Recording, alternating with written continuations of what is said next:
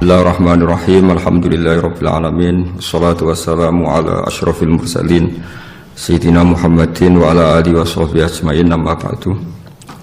Sahabat Indonesia yang kami hormati,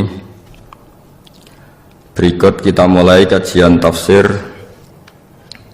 yang dikeluarkan oleh UII. Mari kita mulai dengan surat Al-Baqarah. Bismillahirrahmanirrahim. Alif lam mim dzalikal kitabul la raiba fihi hudal lil muttaqin. Di sini diterjemahkan Alif lam mim ini termasuk ayat-ayat yang oleh para ulama dianggap mutasyabihat. Artinya kita tidak boleh memaksakan maknanya. Kita cukup iman bahwa itu dari Allah Subhanahu wa taala. Ini termasuk ayat-ayat yang kita percaya bahwa ada makna yang diinginkan Allah, tapi kita tidak perlu menduga-duga apa sepersisnya makna itu. Dzalikal kitabul la raiba fihi, kitab ini tidak ada yang diragukan. Hudal lil muttaqin, petunjuk bagi mereka yang bertakwa. Sahabat Indonesia yang kami cintai, yang kami hormati, muttaqin dari kata kerja ittaqa yattaqi ittiqaan. Maknanya adalah menjaga diri. Ada 3 kelas muttaqin dalam terminologi para ulama, istilah yang dikeluarkan para ulama. 1, muttaqin orang yang menghindari perilaku syirik atau perilaku kekafiran. Sehingga menurut para ulama, apapun faseknya seorang mukmin, apapun kelirunya orang mukmin, misalnya pernah mencuri, pernah korupsi, pernah apa saja, masih dianggap mukmin karena dia masih bertauhid la ilaha illallah Muhammadur Rasulullah. Ini muttaqin yang paling kelas pokok, kelas bawah. Kemudian ada muttaqin kelas kedua, yaitu mereka menghindari dosa besar tapi tidak bisa menghindari dosa kecil. Misalnya bisa menghindari dosa zina tapi dia bisa menghindari dosa melihat perempuan yang bukan mahramnya, yang bukan halal bagi dia. Ketiga muttaqin paling ideal, yaitu menghindari dosa besar, juga menghindari dosa kecil, bahkan menghindari sesuatu yang tidak penting. Ini yang dalam terminologi ulama disebut para wali atau para ulama, yaitu yang dalam ayat ala inna awliya Allahi la khaufun alaihim wa lahum yahzanun. Ini penting kami jelaskan kelas-kelas muttaqin supaya bahwa mukmin tidak pernah keluar dari status iman meskipun dia pernah melakukan satu kesalahan besar. Karena yang dikatakan mukmin adalah siapapun yang meyakini kebenaran risalah Muhammad, risalah yang dibawa Muhammad, berarti dia mukmin. Soal dia melakukan dosa atau apa saja itu menjadikan dia fasik, tapi tidak keluar dari status mukmin. Ini yang dimaksud dalam sebuah hadis, man qala la ilaha illallah dakhalal jannah. Siapapun yang pernah melafadzkan la ilaha illallah iman, maka dia pasti nanti masuk surga. Kemudian ada beberapa pertanyaan dari para sahabat dengan masa lalu orang itu yang macam-macam, Nabi tetap menjawab meskipun dengan masa lalu yang macam-macam. Sebab itu perlu dikaji serius, sebagaimana ada yang ditafsir Sawi bahwa muttaqin itu dari kata kerja ittaqa yattaqi ittiqaan atau ittaqa yattaqi taqwan. Ini maknanya orang yang menjaga diri. Tentu menjaga diri ini ada yang kelas premium, kelas sempurna. Jadi sesuatu apa saja yang bahaya kita jaga, termasuk dosa kecil, melakukan hal yang tidak penting. Ada orang mukmin yang hanya bisa menjaga dari dosa kekafiran, dosa kemusyrikan. Ini pun dengan segala kesalahannya masih ada kemungkinan dimaafkan Allah. Karena Allah pernah berfirman, innallaha la yaghfiru ay yushraka bihi wa yaghfiru ma duna dzalika liman yasha. Allah tidak akan memaafkan dosa syirik, tapi Allah masih bisa memaafkan atau masih berkenan memaafkan dosa di luar syirik. Kemudian yang perlu dimengerti oleh sahabat Indonesia adalah makna la raiba fihi. Ini yang perlu kami ungkap, bahwa Al-Quran ini tidak ada keraguan padanya. Tidak ada keraguan, ini yang mudah kita teliti karena kita orang Indonesia, mungkin rasa-rasa sastra Arab enggak kental. Mari kita teliti dari segi makna, karena makna ini rasa dan rasa itu universal. Begini misalnya, dulu orang-orang kafir Mekah karena mereka penyembah berhala, penyembah Tuhan-Tuhan yang banyak, itu memprotes. Mereka memanggil tentu masih Muhammad, belum ya Rasulullah. Muhammad, kamu mengajak ke Tuhan berapa? Rasulullah menjawab, ke Tuhan yang satu. Lalu mereka bertanya, Muhammad, urusan kita ini banyak, problem kita banyak. Tuhan banyak saja tidak bisa menyelesaikan, apalagi satu Tuhan. Ini yang diceritakan dalam sebagian ayat disebut aja'alal alihata ilaha wahida inna hadza lasyai'un ujab. Bagaimana mungkin Tuhan itu satu? Harusnya Tuhan itu banyak karena urusan kita banyak.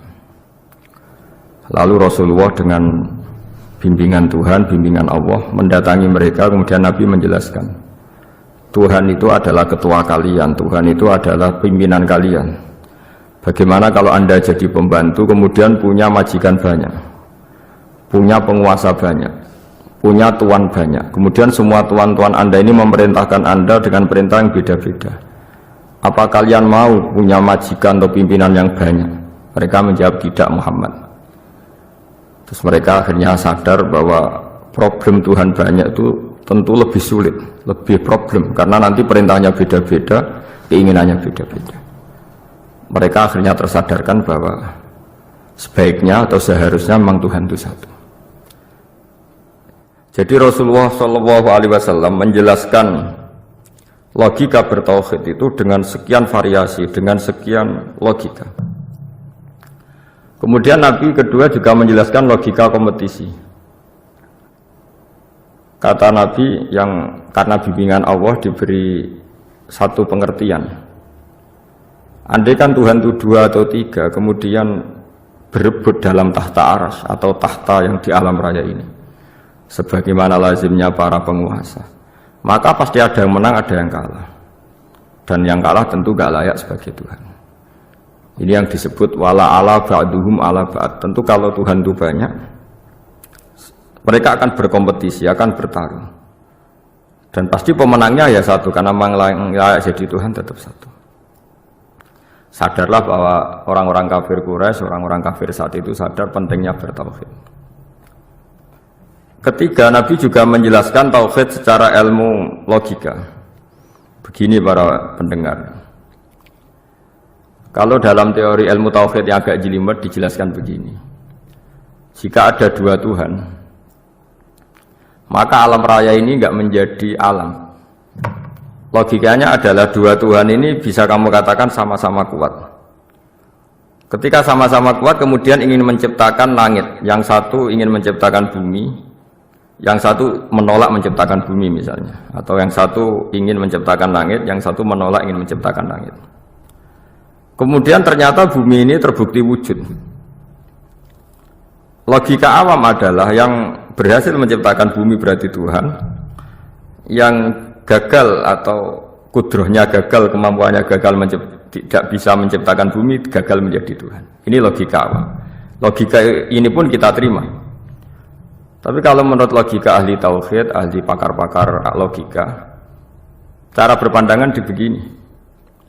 Ketika Anda mengatakan ada dua Tuhan yang sama-sama kuat, kemudian terbukti yang satu mampu menciptakan bumi, yang satu tidak, bahasa Anda mengatakan sama-sama kuat ini sudah batal dari awalnya, karena terbukti bahasa Anda salah, sama-sama kuat ternyata yang satu tidak mampu. Sehingga dalam pikiran orang-orang ahli tauhid mengatakan, membayangkan Tuhan saja itu enggak kebayang, karena turunan kata ini pasti selalu salah. Karena tadi misalnya dikatakan, andai kan ada dua Tuhan, kemudian yang satu mampu menciptakan bumi, yang satu tidak. Padahal Anda tadi bilang sama-sama kuat, ternyata terbukti yang satu tidak kuat. Berarti kata Anda sama-sama kuat ini salah. Ini pula yang diajarkan Rasulullah lewat bimbingan Allah, lewat wahyunya yang disebut Kulau kana fihi ma alihatun illallahu la fasadata. Karena kalau ada dua Tuhan, pasti kamu sifati sama-sama kuat. Ternyata sifat sama-sama kuat ini batal demi hukum, karena ternyata yang satu tidak mampu menciptakan bumi. Atau kamu sifati dua Tuhan ini sama-sama lemah. Itu tidak mungkin lagi, karena ternyata bumi ini terbukti wujud. Pasti penciptanya ini tidak yang sangat kuasa. Jadi logika-logika tauhid sedemikian dibangun oleh Rasulullah lewat bimbingan Allah Subhanahu wa taala. Logika keempat supaya kita iman dan tambah kuat imannya adalah logika yang mudah dicerna oleh kebanyakan orang atau yang bisa diindra. Begini misalnya dalam sebuah ayat di surat Al-Kahfi, kemudian di awal surat Al-Ahqaf, kemudian di sebagian surat At-Tur ada penjelasan begini. Ketika Rasulullah mengajak manusia menyembah Allah, kemudian orang-orang kafir tanya, lalu Tuhan kamu siapa Muhammad? Tuhan saya adalah Allah menciptakan langit bumi. Terus mereka berandai-andai, ada Lata, ada Uzza, ada Manat, ada Hubal. Itu Tuhan-Tuhan kami. Terus Rasulullah bertanya, apakah Tuhan-Tuhan yang kamu sembah itu memberi kontribusi saat langit dan bumi diciptakan? Mereka menjawab, tidak Muhammad, itu Tuhan-Tuhan yang kami bikin. Begitu juga asumsi tentang Tuhan-Tuhan yang lain. Apakah Isa ikut menciptakan bumi atau menciptakan langit? Tentu jawabannya tidak. Karena Isa lahir di bumi, orang tahu tanggal lahirnya, tahu tahunnya, dan sebelum ada Isa juga sudah ada bumi. Sehingga untuk menetapkan tauhid, berkali-kali Quran tanya, Amman khalaqas samawati wal ardu, siapa sih yang menciptakan langit bumi? Siapa sih yang menurunkan air dari langit? Siapa yang mengatur ini, itu, ini, itu? Akhirnya mereka menjawab, itu semua Allah Muhammad. Begitu juga kemungkinan setan, misalnya setan itu fisik atau makhluk atau apa saja yang tidak kita lihat. Kemudian setan itu lewat rayuannya, lewat tipu dayanya ingin disembah. Kata Allah menjelaskan ini, ma asyadduhum khalqas samawati wal ardi wala khalqa anfusihim. Kamu tidak perlu takut sama setan atau apalagi menuhankan setan. Setan itu tidak yang punya reputasi menciptakan langit dan bumi. Bahkan setan tidak bisa menciptakan dirinya sendiri. Ini menjadi pengetahuan bagi kita, betapa bagi pakar-pakar tauhid, ahli tauhid, ketika setan nyatanya diusir dari surga, itu pun versi mereka. Versi mereka pun mengatakan seperti kita bahwa setan itu diusir dari surga dan ya keluar dari surga. Kalau setan itu Tuhan, tentu diusir gak mau, karena di surga itu nikmat. Ketika setan diusir dari surga ya keluar, dia juga jadi makhluk yang hina dina. Berarti dia tidak punya kekuasaan, bahkan pada dirinya sendiri. Dipaksa keluar dari surga ya keluar, dipaksa menjadi ahli neraka jadi ahli neraka, dipaksa jadi apa saja juga dia akan jadi seperti yang dipaksakan. Ini menunjukkan bahwa setan adalah tahta kudratillah, tahta qahrillah, tahta satwatillah, bahwa setan pun dalam kendali kekuasaan Allah. Makanya Allah mengatakan kamu tidak usah menyembah setan, tidak usah nurut sama setan. Setan itu lemah sekali, karena faktanya dia tidak bisa memaksakan keinginannya. Ini yang oleh Allah disebut dalam firman-Nya, inna kaidasyaitani kana dhaifa. Setan itu lemah sekali. Ini perlu saya sampaikan ke para pendengar Unisia bahwa bertauhid itu ada sekian logika. Logika kelima adalah logika orang awam. Awam sekali. Suatu saat ada perdebatan antara Abul Hasan al-Asy'ari. Abul Hasan al-Asy'ari ini tokoh ahli sunnah paling populer dalam ilmu logika. Dia mengatakan orang menemukan Tuhan itu harus lewat logika yang cermat.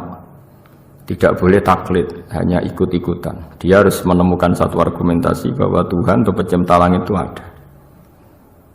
Kemudian ada satu problem di mana orang-orang kampung atau orang-orang yang lugu atau orang-orang awam itu tidak bisa ilmu logika, ilmu mantek kalau dalam bahasa pesantren. Kata Abu Mansur, kata Abul Hasan al-Asy'ari, itu masih mungkin. Alhasil para ulama ini meneliti ke orang-orang yang lugu, yang di kampung, yang petani, yang lugu sekali. Apa yang mereka temukan? Ternyata mereka punya cara logikanya sendiri untuk menemukan Tuhan, Sang Pencipta. Pernah suatu saat ada seorang petani lugu, biasa menggembala unta, ditanya, Bima araf tarubbak, lalu kamu yang petani ini yang hanya ngurusi sawah, ngurusi ladang, dengan cara apa kamu tahu kalau Tuhan itu ada? Si petani tadi marah besar dan dia mengatakan, Al-ba'ratu tadullu 'alal ba'ir wa asarul aqdam yadullu 'alal masir. Kata petani tadi, yang namanya ada kotoran unta pasti ada untanya. Yang namanya ada jejak kaki pasti ada yang barusan lewat. Artinya kalau ada makhluk pasti ada pencipta. Ini logika awam yang mudah. Kita tidak mungkin mengatakan bumi ini pencipta, mengatakan matahari pencipta. Kelihatan sekali kebendaannya, kelihatan sekali bahwa bumi matahari tidak punya ikhtiar, tidak punya kekuatan. Kelihatan sekali sifat-sifat kemakhlukannya. Jika benda-benda ini karuan makhluk, pasti menunjukkan bahwa ada penciptanya, ada khalidnya. Dalam logika Bedui tadi, si Bedui tadi, kalau ada kotoran sapi, pasti ada sapinya. Meskipun sapinya sudah sekarang nggak terlihat, mungkin sudah jalan kemana. Sama, kalau ada jejak kaki, meskipun orang yang tadi lewat sudah kita nggak tahu, tapi kita pasti tahu, pasti ada yang lewat. Ini yang dimaksud dalam bahasa Arab, al-ba'ratu tadullu 'alal ba'ir. Kalau ada kotoran sapi atau kotoran unta, pasti ada untanya. Wa asarul aqdam yadullu 'alal masir. Kalau ada jejak orang lewat, pasti tadi ada orang lewat. Nah, semua metode ini digunakan semua oleh Rasulullah. Logika yang bagi intelektual, logika bagi kaum awam, logika bagi kaum menengah, ya tidak awam, tidak intelektual. Semuanya digunakan, semuanya jadi media untuk memastikan bahwa logika tauhid ini logika pilihan, logika yang benar-benar logika. Sehingga dalam banyak ayat disebut agama ini li kaum yaqilun, li kaum yatafakkarun, bagi kaum yang bisa berpikir, bagi kaum yang punya akal. Lalu kemudian kami teruskan alladzina yu'minuna bil ghaibi. Ini kata ghaibi bukan kayak dalam bahasa Indonesia misalnya setan atau hantu disebut barang gaib. Kata ghaibi dalam bahasa Arab adalah perbandingan atau lawan kata dari al-musyahad yang bisa disaksikan langsung lewat indera. Kita orang mukmin iman bahwa surga ada, padahal kita tidak pernah melihat surga. Kita mukmin iman bahwa neraka ada, padahal kita belum pernah melihat neraka. Ini sesuatu yang maghoba anil absor, yang mata kita tidak melihat, fisik kita tidak menyentuh. Kita pun iman. Asal sesuatu itu mansus, ya, dikatakan secara eksplisit oleh Quran dan hadis. Kalau dalam bahasa usul fikih disebut al-mansus. Ciri mukmin diantaranya adalah yang paling pokok alladzina yu'minuna bil ghaibi. Iman dengan sesuatu yang enggak kelihatan. Lalu kemudian para ulama cara pandang beda-beda. Bedanya bukan karena mereka bertentangan enggak, tapi ini menurut kelas rasa yang berbeda-beda. Bagi orang-orang sufi, Allah itu tidak bisa dikatakan al-ghaib, sesuatu yang enggak kelihatan. Karena Allah itu begitu jelas, az-zahir. Kata orang sufi, Allah itu zahir. Begitu juga dalam Asmaul Husna disebut Allah itu az-zahir, begitu jelas. Karena orang yang akalnya mapan, hatinya mapan, melihat satu lemari yang bagus, pasti langsung mensifati bahwa pembuatnya adalah orang yang hebat. Orang yang melihat mobil mewah atau pesawat yang canggih, pasti kepikiran pertama adalah pasti pembuatnya canggih. Sehingga eksistensi pembuat pesawat itu adalah orang hebat, itu langsung tertanam ketika melihat pesawat itu hebat. Bagaimana mungkin seseorang ragu akan kehebatan pembuat pesawat ketika melihat detail-detail pesawat? Pasti langsung kepikiran kalau pembuatnya itu hebat. Memutuskan bahwa pembuat pesawat hebat itu tidak harus ketemu yang membuat, juga tidak harus melihat, tapi akal kita pasti meyakini pembuatnya itu hebat. Berarti keputusan menyimpulkan bahwa pembuatnya hebat adalah az-zahir begitu jelas. Begitu juga langit dan bumi, matahari semuanya tertata rapi, air dengan fungsi manfaat yang sebegitu hebat, oksigen, semua tanaman, buah-buahan. Meskipun kita tidak pernah melihat Tuhan, tapi akal kita, nurani kita pasti berkeyakinan dan tahu betul pasti pembuatnya itu zat yang super hebat, super bijaksana. Sehingga dalam kategori ini Allah tidak bisa dikatakan suatu yang enggak tersentuh, yang enggak terjangkau. Allah itu az-zahir begitu jelas. Sehingga di antara Asmaul Husna disebut az-zahir.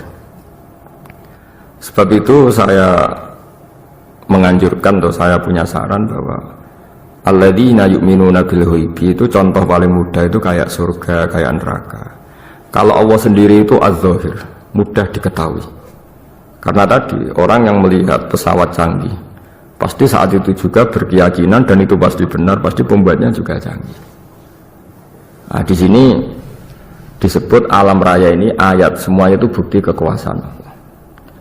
Dalam syair-syair orang sufi masyhur sekali itu wa fi kulli syai'in lahu ayatun yadullu ala annahul wahidu. Setiap sesuatu kejadian di alam raya adalah bukti keesaan Allah, bukti eksistensi Allah Subhanahu wa taala. Sehingga dalam satu kisah, normalnya orang itu paling tahu itu dengan dirinya sendiri, karena dia adalah dia.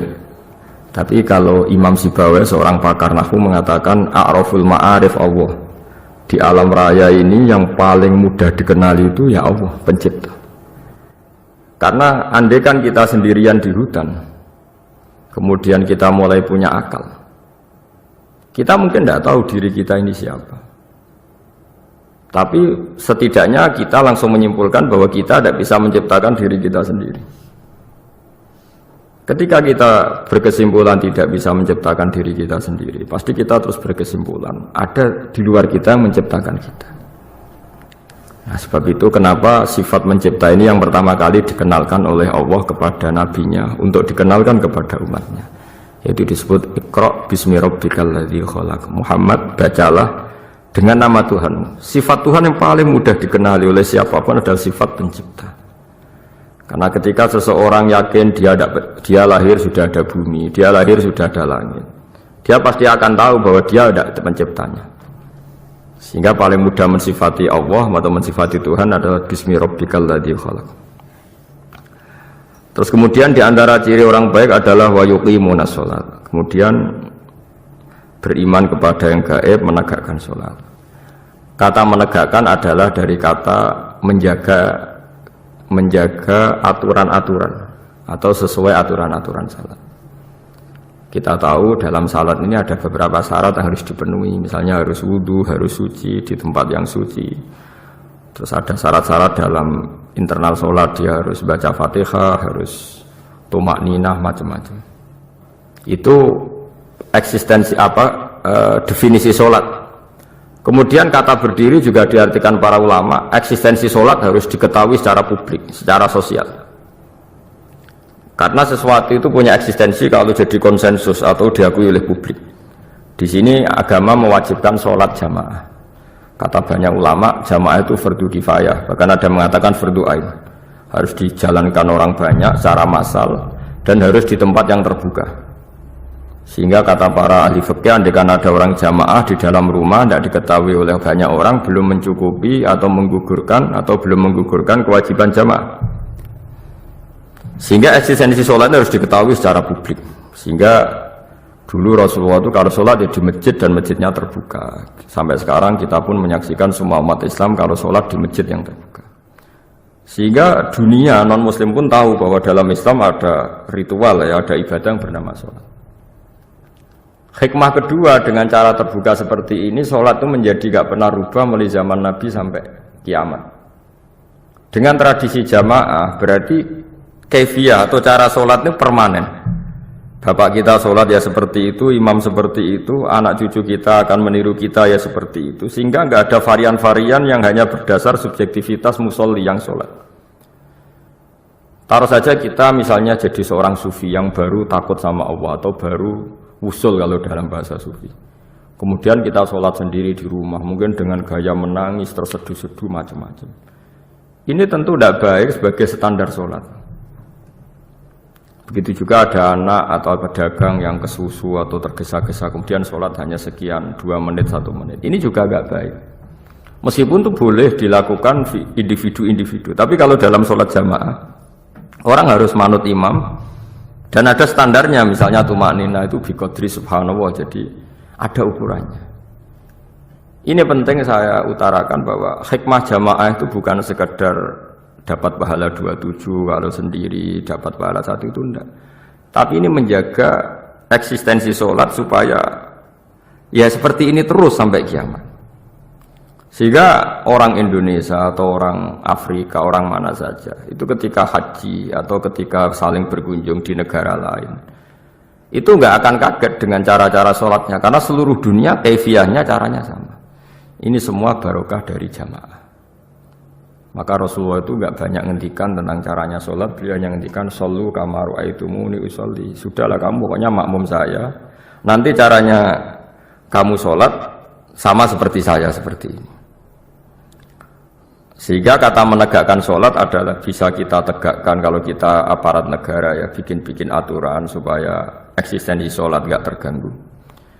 Kalau kita seorang kultural juga mensuasanakan sholat, dan supaya kefiahnya atau caranya sholat ini benar, kita tradisikan jamaah. Sehingga anak kecil ngikuti yang besar, yang bodoh ngikuti yang pinter dengan satu cara. Itu barokahnya jamaah. Sehingga wa yuqimuna sholat itu, sholat kita dirikan baik secara personal, dengan cara-cara tumaknina, kita suci di tempat yang suci. Maupun kita tegakkan, kita maklumatkan, kita jadikan konsensus bahwa sholat ya seperti ini. Sehingga ada khayal-khayal lagi dalam Islam.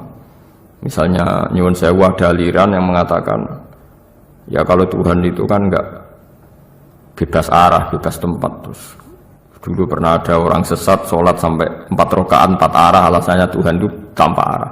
Enggak akan terjadi seperti itu. Karena ijma'nya umat Islam, konsensus umat Islam akan menolak faham yang seperti itu. Jadi saya mohon sekali, ini pentingnya jamaah. Dengan jamaah maka caranya sholat, cara meyakini madhab kiblat dan sebagainya terjaga ila yaumil qiyamah, sampai hari kiamat. Terus sifatnya orang mukmin lagi, wa mimma razaqnahum yunfikun, dan menafkahkan sebagian rezeki yang kami berikan. Ya ini termasuk zakat, sedekah. Jadi ada sebuah riwayat mengatakan inna fil mali haqqon, harta itu ada haknya, yaitu zakat. Tapi ada juga saran inna fil mali haqqon siwa zakat, di luar keharusan zakat juga ada hak-hak kita untuk memberikan sebagian rezeki kita. Taruh saja misalnya saya punya uang 10 juta, secara nisab zakat belum sampai 1 nisab, karena 1 nisab itu sama dengan nilai 84 gram emas. Itu kalau diuangkan, kalau 500.000 ya sekitar 42 juta. Tapi kita sebelum punya 1 nisab pun tetap ada keharusan mengeluarkan sebagian. Yaitu tentu dalam fikih kita wajib mengeluarkan uang untuk anak kita, untuk istri kita. Itu yang wajib-wajib. Kemudian ada sosial, kita nyumbang masjid, nyumbang yatim piatu, macam-macam. Sehingga kata para ulama, ciri utama mukmin diantaranya adalah melakukan zakat, baik zakat yang fardu maupun zakat yang sunat. Karena kata zakat itu dimaknai fardu, sebetulnya definisi para ahli fikih untuk membedakan zakat yang wajib dengan sedekah. Tapi sebetulnya zaman dulu enggak ada seperti itu. Zakat itu maknanya bersihkan harta. Sedekah dari kata sedekah bukti benarnya iman. Jadi sedekah dari kata dari kosakata sedekah yasduqu sidqan, sesuatu yang membuktikan kita loyal itu disebut sedekah. Kita nikah, mas kawin di bahasa Arab kan sedekah, dari kata sedekah juga. Kita bukti iman, loyal, kita sedekah.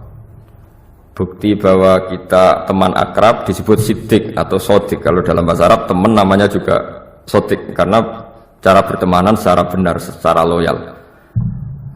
Sehingga wa mimma razaqnahum yunfikun ini ya memasukkan zakat yang dalam terminologi fikih, yaitu zakat yang zakat al-wajibah, atau zakat yang dengan makna lughat, yaitu ya artinya asal membersihkan harta kita, entah lewat zakat, sedekah, hadiah kepada orang-orang yang kita hormati, semuanya juga masuk dalam definisi zakat. Atau wa mimma razaqnahum yunfikun.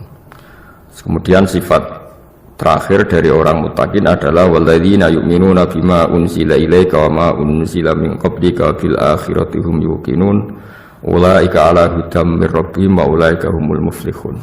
Di sini diterjemah mereka yang beriman kepada kitab yang kami turunkan kepadamu dan yang diturunkan sebelum kamu. Ini kata yang diturunkan sebelum kamu penting sekali, karena ciri utama Nabi adalah dia tidak pernah beda dengan Nabi sebelumnya. Karena kebenaran tauhid pasti tunggal. Nabi-nabi dulu pasti mengajarkan tauhid, hanya menyembah Allah. Enggak mungkin Nabi berikutnya kemudian bikin ajaran baru dalam tauhid. Sehingga andaikan semua kitab Injil, Taurat itu masih versi yang orisinil, pasti nggak ada yang beda dengan Quran. Karena ciri utama kebenaran adalah iman dengan Quran dan iman kepada kitab yang diturunkan sebelum Al-Quran. Wabil akhirati hum yuqinun, mereka juga yakin akan datangnya hari akhir. yaitu bisa disebut yaumul ba'ats. Terus ketika semua kriteria itu terpenuhi, baru ulaika ala hudam mir rabbihim wa ulaika humul muflihun. Mereka itulah yang berada pada petunjuk Allah dan merekalah orang-orang yang berbahagia. Para pendengar sahabat Indonesia, semoga kajian ini bermanfaat, dan ini mulai ayat 1 sampai 5 dalam surat Al-Baqarah, yaitu surat yang dalam tartibnya mushaf nomor 2 setelah Fatihah. Jadi kalau dalam ulumul Quran disebut ada surat yang berdasar nuzulul Quran, yaitu surat Iqra, kemudian Muddatsir. Ada urutan surat yang berdasar tartibul mushaf, yaitu yang kita punyai sekarang, yaitu Fatihah, terus Baqarah dan seterusnya. Dan urutan-urutan ini pun sesuai petunjuk Rasulullah.